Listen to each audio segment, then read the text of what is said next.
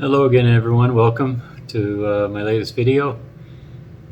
Today's going to be something a little bit different in that I'm going to be commenting on someone else's video. And the video I'm going to be commenting on is, it came from Mike, the he of CarnOMAD. It was a video that came out, I think, earlier this week. The name of it is I'm only into fitness if it's easy and delicious. And I'll link to this video, of course. This is sort of a longer video compared to Mike's standard, and I'm afraid I know this video today I'm gonna record is gonna be a little longer, so bear with me on this. It's not mandatory that you watch his video first, because I'm gonna kind of make it so that you don't have to, but I recommend doing it, whether you do it before this video or after. Go ahead and catch it. This was a long video, and it was just, he called it sprawling, I call it rambling, but it was good. I enjoyed it. He just kind of reviewed different channels, different things he'd been hearing on different channels that he listens to, and most of them the same ones that I listen to, and he shared his thoughts with them, and I like the style. I hope he does more like that. But I was featured twice in his sprawling video. He picked up comments I had made on my recent interview with Kayla at 6 Miles to Supper, and he had something to say about two of my comments on there. One was right at the beginning of his video, and one was right near the end. So I do want to, I have definitely comments to make on those. So yeah, let's just jump into it. The first one, right in the beginning, Mike says that my interview with Kayla, I think in a section where she was asking me for what advice I would give to people to lose weight or to maintain their weight. One of the things I mentioned was to ask yourself whether or not you can sustain whatever intervention you're thinking to try. If you can sustain it for a lifetime, if it could be a habit, because if it's not, it's really just not going to work. Mike agreed with me, and he said actually that it was beautifully put. So thank you, Mike. I just want to add a little bit to that, in that, when you try something, it's not always possible to know up front whether it's sustainable. You can think, and sometimes things you think, oh yeah, I can do it, or sometimes you don't care if it's sustainable. Like all of the stupid eat less, move more, caloric restriction diets. It's like you don't even care if it lasts forever. You're not going to do it forever. You just have a weight goal. I got to get these 20 pounds off. And then you think, oh, after that, things will just take care of itself. Well, it doesn't. I mean, everybody that's done it knows it's frustrating. You lose some of the weight you wanted to lose, and then guess what? Your lifestyle hasn't changed, and so it comes back. Other things, for example, when I went to carnivore, I decided to try it for 30 days. I wasn't sure I could do that for my life. I was just curious. And frankly, I would have predicted that I couldn't do it for my life. It seemed like, wow, that's got to be restrictive. And wouldn't I miss vegetables? And wouldn't it be boring? I had these kind of thoughts. But I was so curious based on what I was hearing from people, I had to try it. So what I wanted to add is that whatever intervention you're trying, continue to ask yourself the question, as you get into it, days and weeks, how is it progressing? Is it getting better and better? Usually there's an adaptation phase. Like for me with the carnivore, there was. In the beginning, in the first few weeks, I was a little bit all over, it was a little bit overwhelming. There was an adaptation. I didn't know how much I should eat or when I should eat. And I just had a misconception about things, and it took me a while to settle into a groove and for my body to adapt.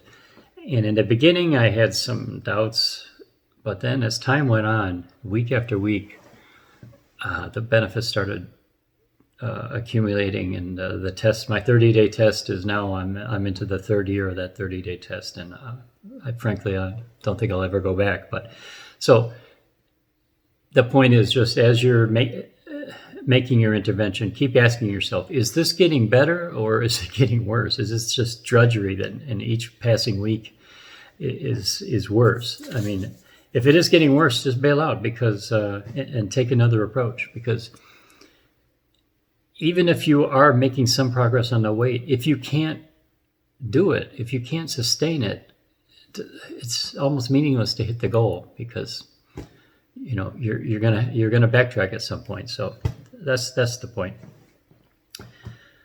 Mike also made some comments that involved the carnivore diet again. In different areas, it was carnivore and fasting, and then another section on carnivore and weight gain. And I'm going to talk about both of them a little bit.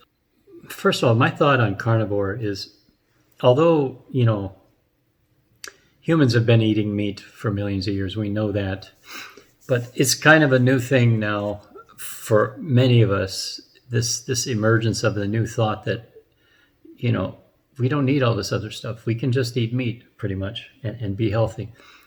I mean, this runs counter to everything we've been taught, in the ever. I mean, for sure, the latter half of the last century, we've all been taught about, it's got to be 3 square meals a day, 5 food groups, all this, the pyramid and low fat. There's so much nonsense out there that we were taught and or brainwashed. And now we're kind of emerging out of that and questioning everything. And there's, all these channels and some research and anecdotes on the carnivore movement. I just want to say that I don't think we have the whole story yet by any sense of the imagination. It's still being fleshed out. It's still in its infancy, because I don't think humans ever before really, so many, made it a point to try to just go to meat only. I mean, meat was maybe preferred, but there was always, out of necessity, having to eat other things. And now there's this new, I include myself in the category of people that I don't have to eat anything else. I can truly just eat meat if I want to. I don't need anything else. And I have the means available to have meat every single day. So this is kind of a new thing. So I think it's still a maturing process, and not everything is known. So we have to be a little tolerant, and not be dogmatic. And here's where, we kind of dovetail into the fasting and the weight gain. I was glad to hear, in Mike's video, he talked about fasting. He used a phrase, I think he said that he came to carnivore with a deep appreciation for OMAD. And I was like, yes, so did I. I was hardcore OMAD. I had a fasting lifestyle when I came to do my carnivore test. And there was no way I was going to give that up. Carnivore had to fit into the OMAD, not the other way around. I feel that strongly about it. Now, I think Mike and I are maybe the exception. I think the vast majority of people are coming to carnivore from standard American diet or from keto, or for weight loss, or whatever they've heard, interviews with Joe Rogan or Michaela Peterson or whatever. And so there's a whole mixed bag of things going on. But for people like Mike and I, if you're already entrenched in fasting and you've adapted to it, it works beautifully, by the way, with carnivore. I think it dovetails beautifully. And this is a lifestyle, this CarnOMAD lifestyle. I'll down the road in the future, I think I'll make a video exclusively on it because it's just nothing like it. And I know Mike agrees. It just has so many benefits. I I love it. But anyway, I'm going off course here. So the fasting, but when you're mixing it up with the carnivore community, what I call the carnivore OGs, the ones that have been doing it, they've been doing it 10, 20 years. Okay, this is the length of the experience. This is what I'm talking about. It's not that much experience in total. I mean, those people, I appreciate them all and appreciate their perspectives, and that's why I got into it, because I saw people could do it for a long time. But what's the longest one? The bear, he did it for 50 years. But the thing is, in the OG community, the zeroing in on health and some of that group, you don't want to bring up fasting among that group because they are hardcore. You don't need a fast. You just eat when you're hungry, that kind of thing. Eat meat, drink water. It's kind of real simple, and they've got it. They take that approach. Now, I can understand that approach, let's say, when it comes to the newbies or people crossing over from 3 meals a day or standard American diet. Nobody coming from that background to carnivore should even consider fasting. I mean, it's not required. Fasting is not required to go to carnivore. If you like fasting, it goes well. So I think we need to be more tolerant. And this is kind of Mike's point on this whole video, is that we come from different backgrounds, and we're kind of in the same sphere, but we have different experiences, and we don't need to beat each other up, because we're doing something different, or feel bad because somebody's doing something different to me. That doesn't mean that you got to try and do that other thing. It just, and I think I'm in total agreement, and that we need to be tolerant and keep our minds open. So on the fasting, I do feel like Mike a little bit. It's like, well, you got to be careful who you bring up fasting with in the carnivore community, because some of them are just anti-fasting. I've come to a point. I've been CarnOMAD, carnivorous and OMAD so long, I don't know what hunger is anymore. I just realized this recently. In January, I'm doing a little test. I fasted 3 days, which means I skipped. For 3 different days, I skipped my meal. So it was like instead of a 24-hour fast, it was a 48-hour fast. I was amazed at how easy that was. There is never any hunger. And then I started realizing just yesterday, I'm not sure I know what hunger is anymore. And I thought back, like, I used to come to a meal or think about dinner. Man, I am starving. I gotta eat. I can't wait to eat. I never feel like that. I never say I'm starving anymore, because I'm never starving. What I am is very excited and enthusiastic about the meal I'm going to enjoy. It's what I miss when I'm fasting is like the enjoyment and the pleasure. It was like, I don't get to eat today. It's kind of a downer, but it's got nothing to do with hunger. Anyway, I just realized this recently, that I don't know what hunger is anymore. Even a 48-hour fast, there was no hunger even in the 48th hour. But you better believe it, I was anticipating that meal, and I was so happy to get back into eating because it's so pleasurable. Anyway, regarding the carnivore and weight loss, Mike's position is kind of that you eat species appropriate food, and like animals, they don't they don't worry about weight loss. They just eat until they're full, and the weight takes care of itself. And they're not overweight. They're not sweating it. So you just eat until you're full. And this is kind of the carnivore OG talking points. Also, eat until you can't eat another bite, or however they say it. But I'm a little bit on the fence about that. I'm listening to people. I have my own thoughts on it. I'm not quite to the point where I can say that I can eat as much as I want and it doesn't matter. And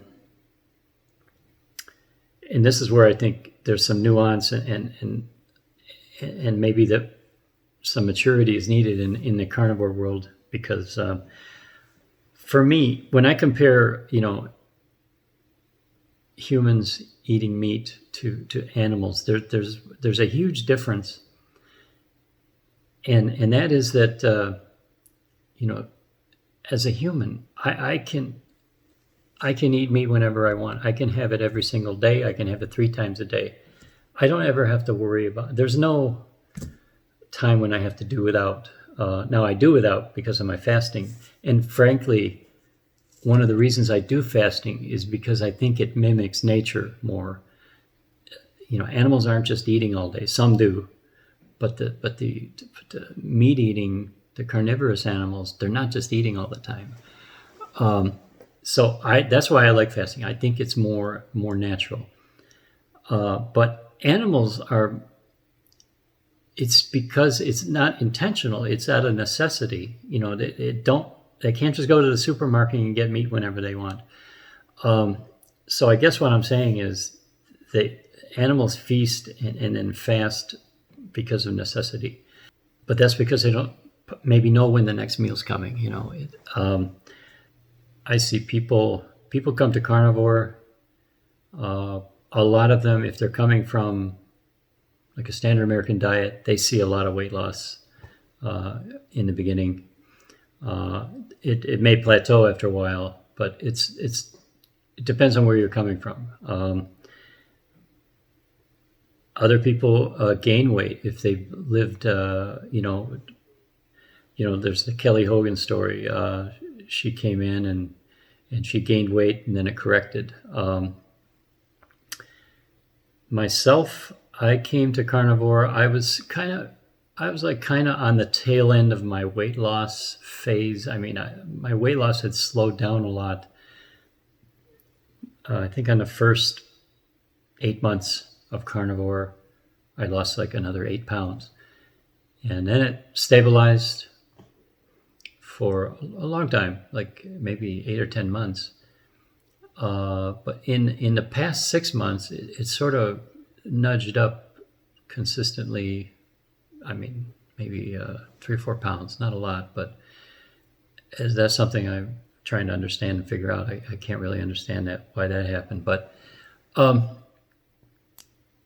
and other people, I guess what I'm saying is I see people that it regulates itself automatically, and then I see other people where maybe it's not so self-regulating. And I'll use myself as an example. For me, I don't think it's self-regulating. I don't know. Like I told you, I'm not eating for hunger, and I'm not necessarily stopping eating because I'm full. I just don't seem to get full. I can eat a lot of meat, and I think, well, am I full? Do I need more? I mean, I almost feel like, well, I should be full. I've eaten, people say, wow, you eat so much meat, but I can still eat more. If I listen to the carnivore OGs, I should keep eating until I can't eat another bite. But it seems like having 6 steaks is maybe too much,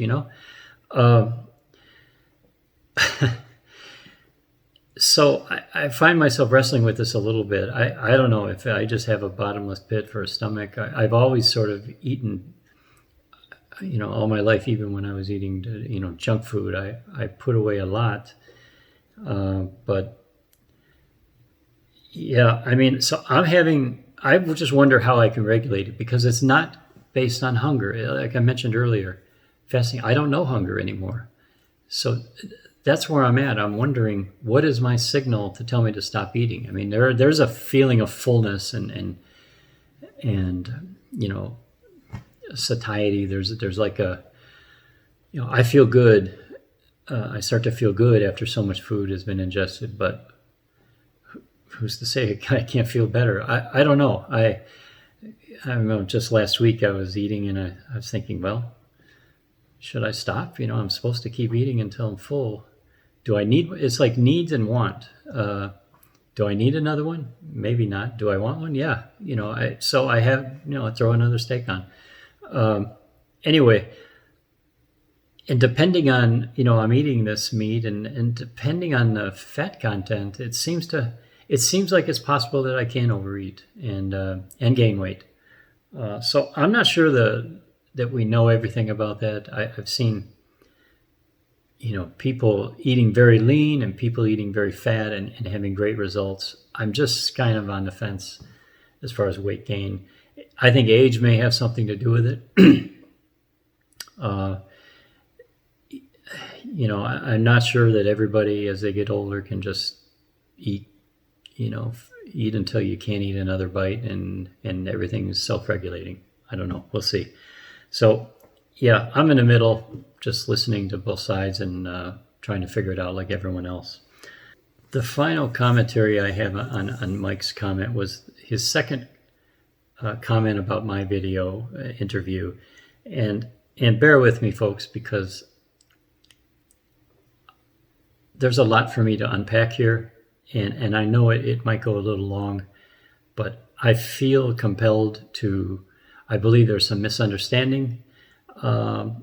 And I believe that I definitely want to add some clarification and further the understanding of my position on this. And furthermore to that, Mike and I obviously have a major disagreement on this one subject, which is I want to flesh that out a little bit. I mean, it's fine to disagree. We agree, as Mike said, on almost 90+% of the time. On this one issue, we disagree, and that's okay. What it is if you want to just review this section first in Mike's video, it's like I wrote it down here. It's at 42 minutes 45 seconds. Mike starts to talk about what he sees. He says, and I've got some quotes here. I've kind of transcribed it. He says he cannot relate to what he sees in the fitness community as an obsession with the scale.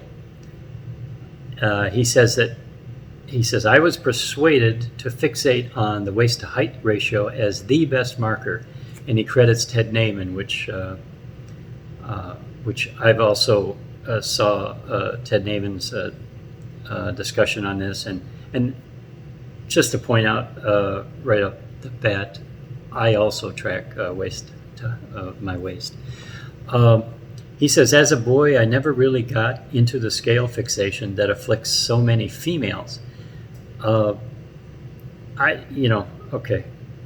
He says it afflicts females. I have a feeling that he says overweight males who have been overweight a long time can beat themselves up about the scale just as much as any women. And that's where he segues into my comment. So I guess he's putting me, I'm the overweight male who's beating himself up about the scale. I would just say this. I think people can have a scale fixation, and it's not just females. I think females probably admit it, and the males don't. That's just my one comment on that. But that's how he sets it up. And then and I'm just going to right now show you the comment that he's talking about. This was in my interview with Kayla. She asked me a question. She said, do you weigh every day, or do you just track it sometimes? And my response was, weighing every day was one of the promises I made when I was doing my weight loss journey, because I had lived a long time in fear of the scale and not wanting to weigh. I just lived in denial. I didn't want to know what that number was because I knew it was bad. So I vowed to weigh every day and face the music to know what it is, good or bad. And so I do weigh every day. And so that was my response. And in particular, it's the phrase "facing the music" that really set Mike off. And so here is what Mike's had to say. Again, you got to watch this part. He really does. I really pushed a button when I said "face the music." He says, "You got to face the music. This idea that the scale is going to tell you whether you did okay yesterday, that you don't know how you did until you have a validation from the scale, that idea that stepping on the scale will be facing the music is inconceivable to me. I'm convinced the scale can't tell me anything useful. I think you're just wasting your time. This is proof that Jim is coming at this from a different place psychologically than I am. I see the scale as this nuisance thing. The scale tells me nothing important. I care about the tape measure around my waist." So this, I have to say, honestly, my jaw was kind of dropping when I saw this response. I didn't know what to think. So I started reviewing everything. I started looking at my response, and I said, "What? He's misunderstanding." And what I finally realized, I think a lot of this right up front, I can clear up. What I meant in this response, facing the music is nothing to do with weighing every single day. It's not about a single metric or a single system. Facing the music in my mind meant that I was finally acknowledging and taking ownership over my health.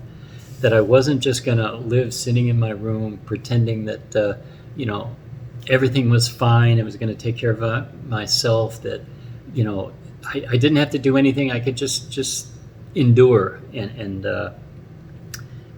not have to think about, because if I weighed myself, or if I, went to the doctor, this would be, I wouldn't want to hear it, and it would cause me to have to do something. It was just I just avoided everything. That's why I always call it a denial. So facing the music to me was just the act of opening the curtains and looking out and say, "Oh, okay, this is how it is. All right." Facing reality and taking ownership and doing something about your health. It doesn't mean you got to weigh every day. You can weigh it once a month. It doesn't. That's immaterial. And so that's the first part, I think, is a misunderstanding.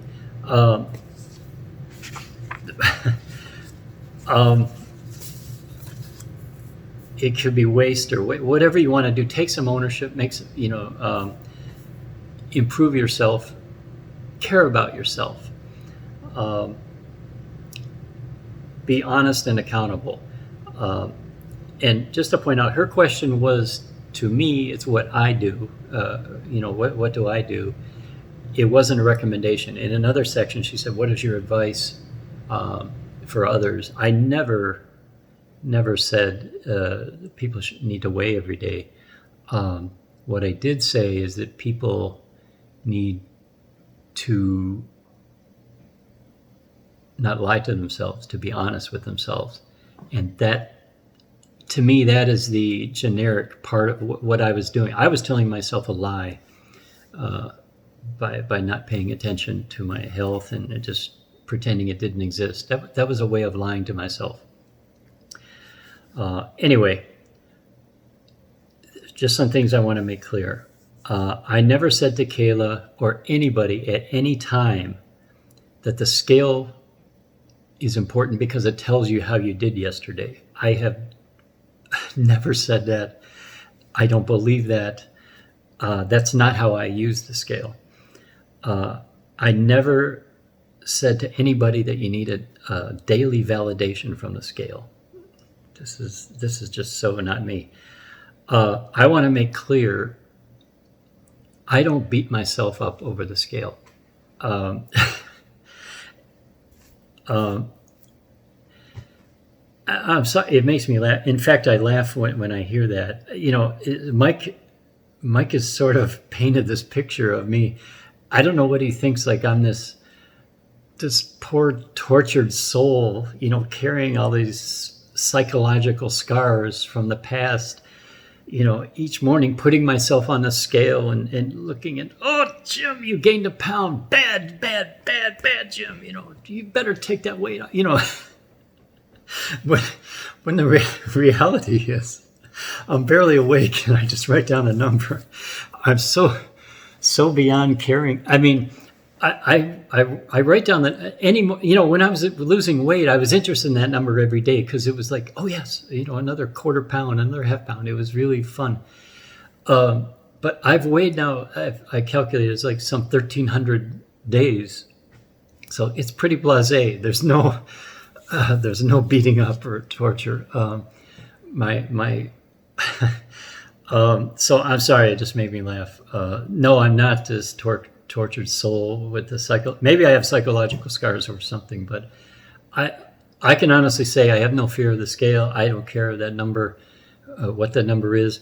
I do once in a while. I still maintain my spreadsheet, and I put it in there, and I look back and I see, well, what's been going on the last 3 months, and I look and see, oh, it's pretty much. I mean, it's only minute little differences. So I do it just because I enjoy it, and I enjoy data. And let me go further right here. I want to be clear on some of this stuff. And so, yeah, indulge me a little bit. I know this is going to be long. Here is how I use the scale, how I use the data. I mean, that day to day, I just record the number. I don't think about it, and I just go on. It's the first thing I do in the morning, after I wake up. And let me be honest, I have to say something here.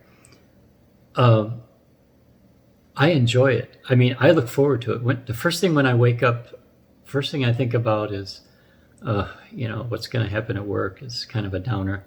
The next thing I think about is, oh, I get to, another day of data. Just something excites me about recording another day. I made a video recently about all the non-scale victories that I've had. I imagine a new life. I mentioned all the ways that my life has changed for the better. Well, there's one I want to add to that, and it's actually a scale victory. Yes, there's such a thing as a scale victory. I feel good every day weighing because it's like, yes, I don't know. It's a good feel. I look forward to it. The next thing I look forward to after I start thinking is I look forward to my meal. I start thinking, what am I going to have tonight? What have I got to cook? What have I got to put in the sous vide or in the crock pot? So that's the pleasures in my life, weighing and preparing meat. So here's the spreadsheet. This is how I use the data. I put the date, the weight, and then I looked at it with different periods: 7-day, 15-day, and 30 days. The current period compared to the prior period. And so what I was doing, this is how I constructed during my weight loss days. It doesn't really make a whole lot of sense right now because, right now I look at it more from the terms of this year to last year. I mean, it's more a yearly look back because there's so much stability. But this is how I set it up. And this is how I tracked my velocity of weight loss. I looked, I could see if it was slowing down or maintaining. And so this was a great tool for me. It kept me interested. It kept me engaged. And it helped me tell the story of my journey. And just for this broadcast here, I updated my weight graph, my complete weight graph, since I've been taking data. And this is, it starts back in the middle of 2016 when I started my weight loss journey. And now it's pretty much up to date. So you can see, that I've been maintaining a long time. And it doesn't do a whole lot anymore. There's one little disruption that happened this year. That was my trip to Italy, which I talked about before. There was a spike there. And the strangest thing, it's never fully recovered from that. And I'm trying to figure that out. It kind of bothers me, but anyway, you can see that. It's pretty impressive. I'm proud of that. I mean, to be honest, to show that graph, you don't see, I mean, I've seen other people that track their weight and they make their graph. It's never quite, not to boast, but it's never quite as good as this in terms of going down and just staying down. There's usually a relapse or a cycle up and down, and they're kind of fighting the maintenance, but I'm really proud of how I've done in my maintenance. And I'll just add that having all this weight data and putting it in a graphical form like this one, this is what when I started making my videos, when I started making my channel, I broke it down, the story. I used this weight graph as the template upon which I described the narrative. And I broke it down into phases like this: phase 1, phase 2, phase 3, phase 4, phase 5. If you haven't, or if you've forgotten, my original videos was all based on this template. I made one video on each phase, I believe. And I described what was going on in there. And that idea, that I couldn't figure out any other way to tell my story. And so I'll be honest, I'm not sure if I would have started this channel without this data. I wasn't just going to come on and show a before and after and say, yeah, this is what I did. I mean, this gave me, I needed this, and I'm so glad I did it. Weighing every day was clearly not the reason why I was successful this time, not in the least. It was finally, when I went to fasting and OMAD, coupled with the change in diet, those were the things. Those were the ignition switches that got the thing rolling. The weighing every day was just my tool to help manage and kind of evaluate how I was doing. And I made a few course corrections along the way based on what the data told me. During weight loss, yeah, I wanted the number to go down. And daily, it did kind of go down a little bit. And it was sort of fun to watch. I mean, I went through long periods where the weight never went up on any given day. At worst, it stayed the same. I went through long stretches where the worst day was the same as the prior day, and the vast majority of days went down. That's rare. Of course, now it's in a certain band, so it goes up and down all the time. But and just to point out, I didn't point out that on the graph, but I looked at the 7-day moving average just to remove the noise, and I basically compared it to the 7-day average, the current 7-day average, to the 130 days ago. That's how I thought it'd give me the best perspective on what's going on. And so it's nothing, there's never any concept that I had like a day-to-day thing that I'm going to find out how I did yesterday on the scale. That just doesn't make any sense. My daily weight tracking was, to me, invaluable.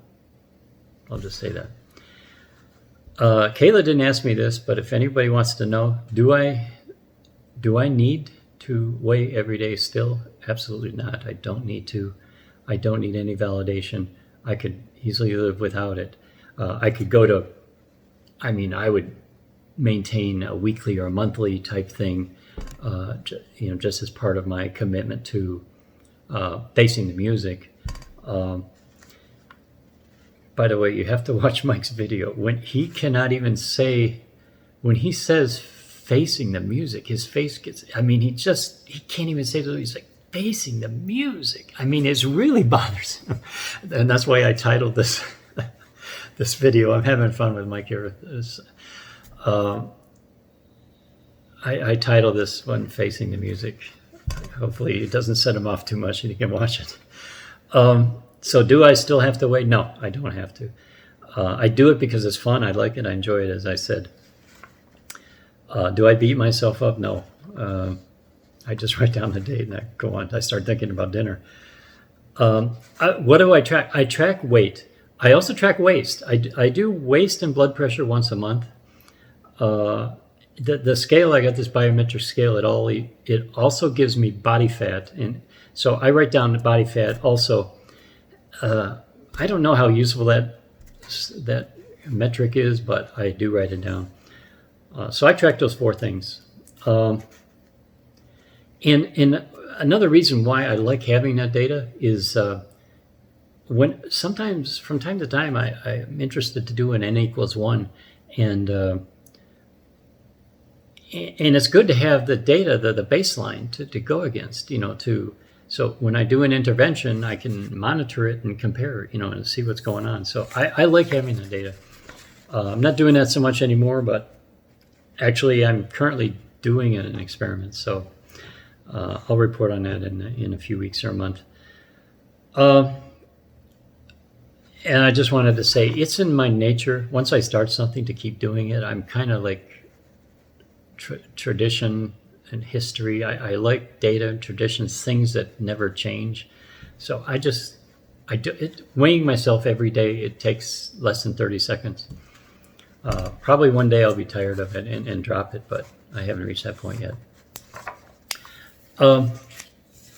Now, what I want to address now is where I have the most disagreement with Mike, and that's on the waist to height, not with the waist to height ratio, but with the physical act of the waist measurement itself. And I'm going to make some statements and some observations, and my conclusion, I'll tell you right up front, is that for most people, it's better and easier and more accurate to check your weight rather than the waist. Problems with the waist measurement, especially for the jumbo guys like I was, if you're 100, 200, 300 pounds overweight, putting a tape around you. First of all, what are the instructions? You're supposed to put it around where your navel is. Where do you think the navel is on somebody of that size? It's not where it should be. It can be below your hips, and it can be pointing towards the ground. So where do you put it? I mean, there's all kinds of logistical issues. What height, and do you go over fat rolls or voids? And it's silly. And first of all, it's totally unnecessary for that weight. You have to lose the weight. I think I want to backtrack and just first get into some facts. The scale is giving you pounds. It's mass. It's just a number. Yeah, people always say that. The scale just gives me a number. Yes, that's right. It gives you a number. It's just one number. It's not the whole. It doesn't tell you your health number. But waist is also a number in inches. It's just a number. It doesn't tell the whole story. Now, the waist to height ratio, I agree. It is an interesting metric, and it is helpful. To me, the biggest reason why it's helpful, well, there's two reasons. It's helpful in that you can compare different people. You can't just say 170 is, let's say, the nominal weight for a human, because humans come in different sizes. For a 4'11" person, 170 would be overweight. For a 6'11" person, it would be like anorexic. So this ratio is nice. You can compare. But beyond that, it's just if you're just keeping track of yourself, you don't need to compare. Your height is pretty much constant. It's just keeping track of your waist. And what are you keeping track of? You're keeping track of your circumference. And why is it important? Because as you gain mass, the circumference grows. Okay, it's still about mass. And the problem with the ratio getting out of whack is too much mass, which is also on the scale. So, they are intimately related and correlated. In fact, I pulled up a study, not that I think it needs a study. To me, it should be patently obvious that they are so wholly correlated. It's mass, too much mass around the midsection is the problem that we're trying to eliminate. There's a Japanese study. I linked it below. And here's what they said. They studied Japanese men and women. The conclusion: changes in body weight significantly correlated with changes in waist circumference changes in hip circumference, and changes in body fat percentage. So, okay, it's highly, highly correlated. So there's that. So I guess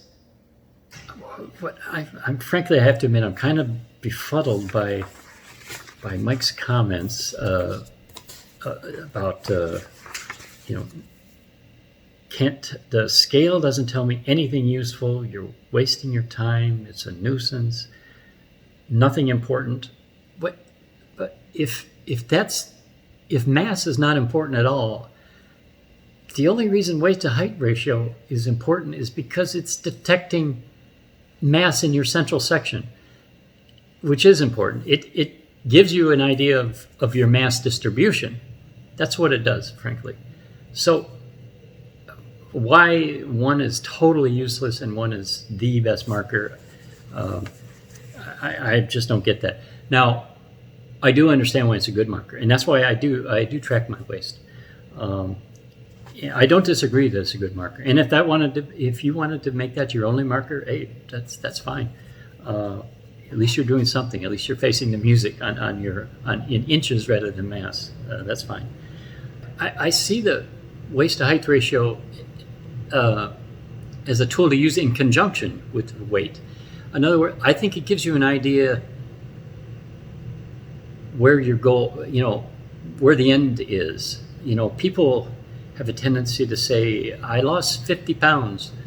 It's hard for me to know what to say to something like that because I don't know where that puts them.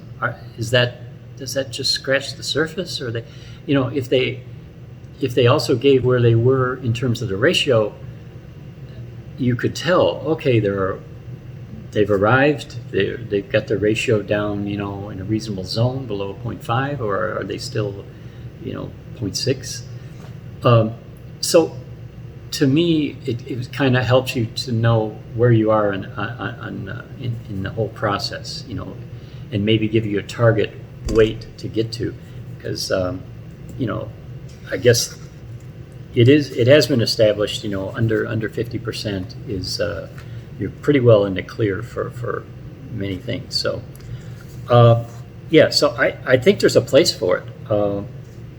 It's just it's not the only thing. I want to make another point.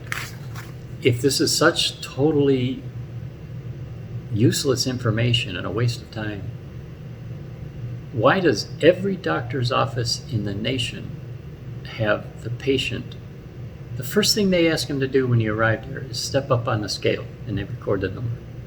And I'm saying, I'm positive Dr. Naiman's office does that also. I'm guarantee you that they weigh the person. They may also do a circumference, but weight is universally recorded by all physicians. Now, why is that? If it's just empty information that doesn't tell anything about health.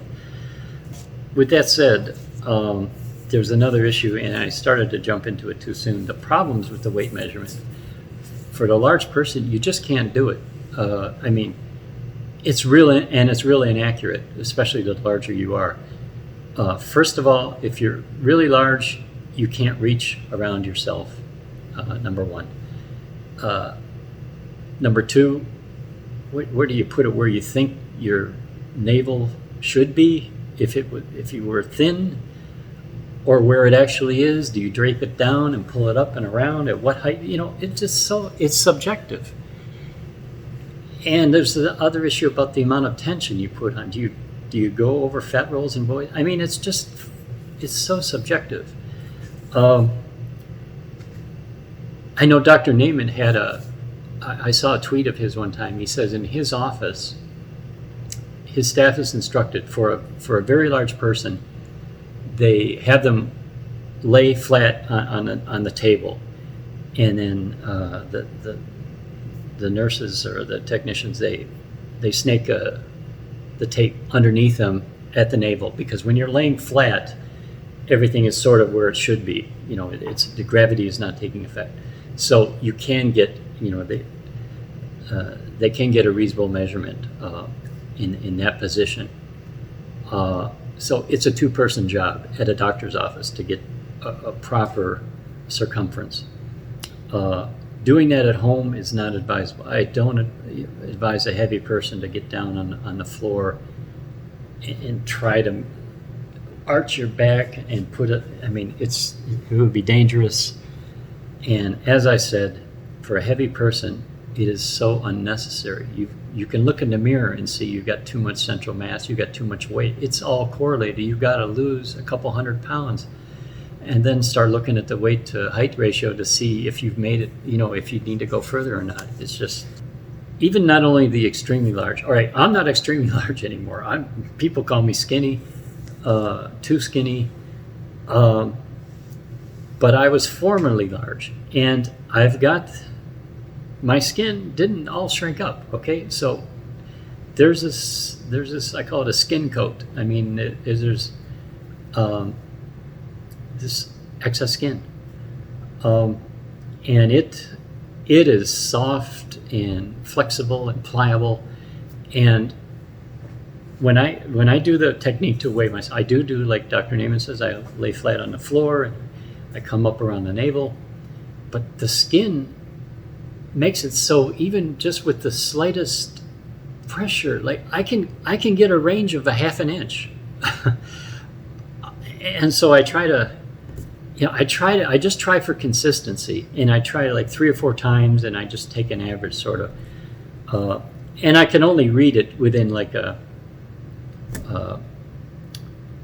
say a quarter inch. I don't try to resolve it any lower than a quarter inch.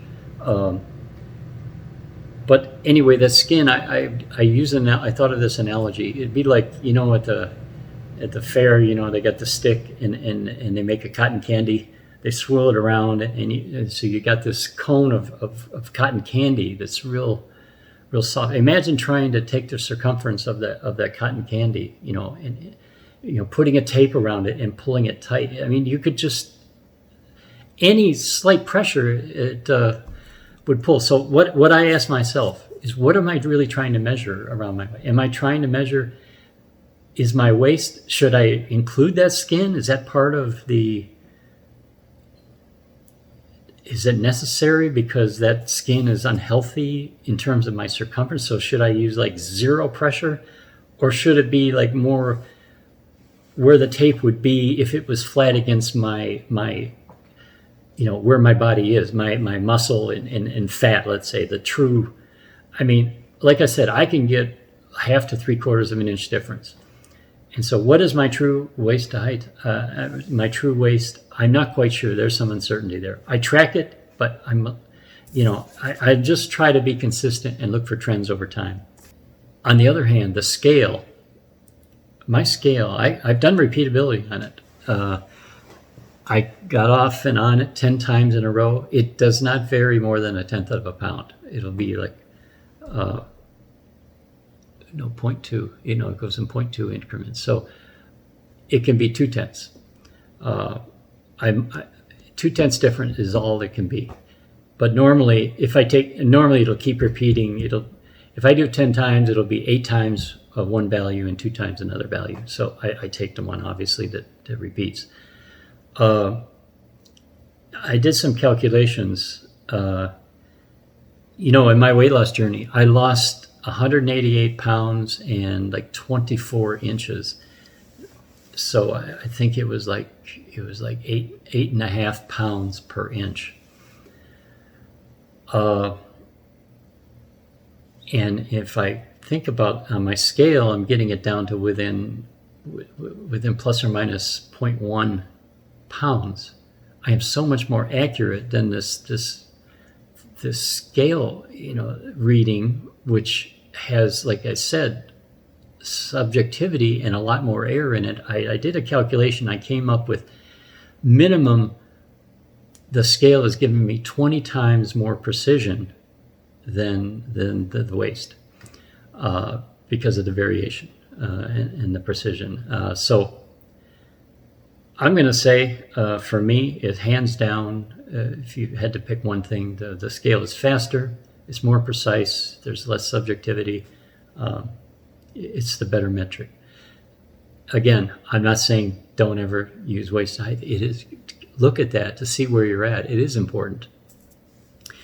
and it becomes it's an easy thing to do. You might think I'm grumbling about how hard it is. For most people, it isn't. For a person of normal weight or with solid without the extra mass or the rolls or the skin, it's like boom. You come around and you just there isn't all this variation. The height is easy to define. The tension, it just comes in and you get it's much more accurate. But for people, middle age and higher, it's not necessary, because as a guide, your weight is the guide. You got to get rid of some mass. You're over on both metrics, and so the mass has to come down. That's all I'm saying. The only exception to that, you see very young kids. I've seen so many like success stories, body composition success stories, like on Reddit. You see a young kid that looks like maybe they went through school, they didn't really take care of themselves, they got kind of doughy, played a lot of games or whatever, and then suddenly something kicks in, and then they discover the opposite sex, and they start realizing the way to attract the opposite sex is to get ripped and shredded and muscular, and go around with their shirt off and have the abs, and they go through these transformations like within 4 months they hit the gym and they're pumping iron, and you see like the before might be 130 pounds, the after is 170 or 160, and the waist is smaller. So it's actually the opposite. It's they put on mass in terms of muscle, and their waist shrank because they got fit. And so there isn't a case where they're not running parallel. You can put on weight via lean muscle mass and have the waist go down. But I contend this is really hard to do as you get older. If you're above the age of 40, I think you're a rare person that is gonna be able to do that. You can put on some muscle for sure. You can put on muscle. You can, but it's hard. You're not going to make that kind of a dramatic transformation. And if you were that fit, it's not. That's your goal. The waist to height. You're getting shredded. You're going for leanness or whatever. You got a different goal. It's not. You don't need to look at the scale. That scale's not telling you anything. It's telling you something. I don't want to say it's not telling you anything. I do believe it always tells you something. But what other metrics you use? You might use it with body fat or waist or whatever. If you're in body composition mode, okay, this is kind of a different world. But the world that I've been in, and the world that my target audience, the people I talk to, when I make a video, I imagine I'm talking to a person. And I always imagine I'm talking to a person like me, like I used to be, the old version of myself. I imagine I'm talking to that person and trying to make sense. So that's why I say the things I do. And it's like, to that person, you don't have to try to measure your waist. Just be honest with yourself and start being accountable. Start facing the music. Doesn't mean you have to weigh every day. Doesn't mean you have to weigh at all. But start being accountable. Where am I at here? I've been rambling, and this has gone way long. I'm really sorry. I'll just leave it at that. Yeah, so, I hope it's just cleared up that I'm not beating myself up over the scale. I don't think I'm weighing every day because of psychological scars. I'm not validating myself day to day. And I hope I explained the facing the music, what that means. It's just accountability, taking responsibility. That's pretty much it. I know I'm over an hour now, so I'm going to wrap up. I just, before I go, I want to ask a question for Mike, to Mike. I want to address Mike. I'm sure you'll watch this, and you can answer. I got a couple questions you can answer in the comments, or you can not answer. It's up to you. But I'm curious about something, because I've spent some time reviewing your video and all your comments, and something occurred to me. What I want to ask you is, how often do you weigh yourself? And why do you weigh yourself? And what do you expect to get out of the weight? Because despite your comments about the scale not telling you anything useful, it's a waste of time, it's a nuisance, it tells me nothing important, you only care about the tape, I just started realizing when I was going through your video, there were several instances where you were talking about your weight. When it comes to mind, you mentioned that when you went into carnivore, you moved, your weight moved up, I don't know, 10 pounds or 9 pounds from your keto low.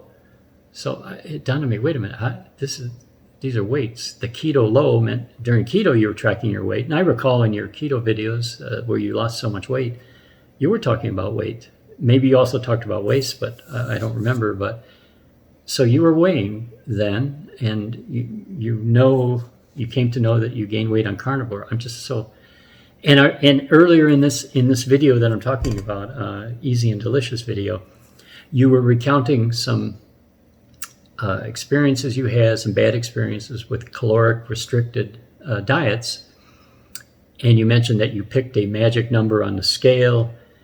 You wanted to lose 40 pounds, and it was frustrating, and it sounded like every weight loss journey I've ever tried all my life. But again, the scale, you mentioned a fixation with the scale. And so I just started to put this together, and I say, okay, you understand where I'm going here, is that how do I rationalize or correlate this comment about it's all a waste of time, but you obviously weigh at some point. So I'm genuinely curious to know, when do you decide to weigh,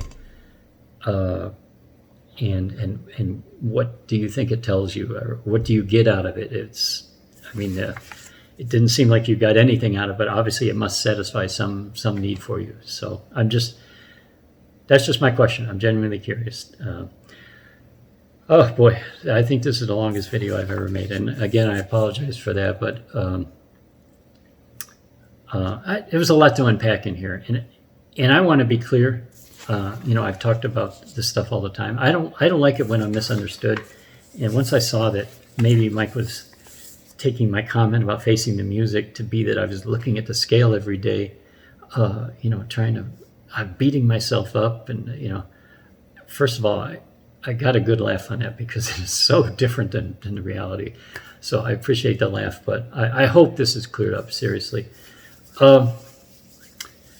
Yeah, so that's all I'm going to say. I appreciate. I appreciate everybody, because I'm over 5,000 subscribers now. I noticed that also. So I appreciate all of you, my subscribers. Thank you. I'm over 5,000. What a milestone for this little channel, just telling a story and talking about weight loss. These same graphs. 2 years later, I'm still showing the same weight loss graph, but I don't know. It's interesting to me. I get a lot out of this. And I know I get feedback. I get positive feedback from people. I know I've affected people and I motivated people. That's great. But I just want everyone to know that I get something out of it too every single time. It's rewarding for me to get the comments back, and because when I hear I motivated somebody, that it just, some of the comments are just really, I use the expression, they stop me in my tracks, because it feels really good. So thanks everyone for indulging me on this long video. And as I alluded to earlier, I think I mentioned I'm doing a intervention now. I'm doing a test. I'm weighing and tracking certain things. I'm doing an experiment. It involves diet and exercise. and it's pretty interesting. I'm only 3 weeks into it. I plan to do it like a solid 2 months, but I might do like a 1 month. I might introduce it after a month and introduce the preliminary data in a week or so. So look forward to that. Otherwise, I'm going to get on with my day now. Thanks again, and see you next time. Take care.